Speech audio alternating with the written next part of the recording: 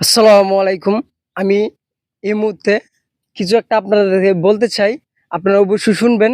আর অবশ্যই একটা লাইক, একটা হ্যাঁ, শেয়ার, একটা সবাই মিলে কমেন্ট অবশ্যই ভালোবাসা করবেন। দিবেন। আজকের পাশে দিনের থাকবেন আবহাওয়াটা সবসময়। খুবই কঠিন, খুবই কড়া, খুবই অত্যন্ত, খুবই দয়ালু, খুবই কড়া।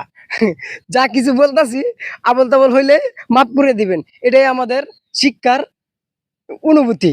এই যে দেখেন আজকে প্রায় ৪০ থেকে ৪২ ডিগ্রি রোদ উঠছে। রোদের তাপরা রোদের তাপরা আমার শরীর সব কিছু ভিজে যাচ্ছে।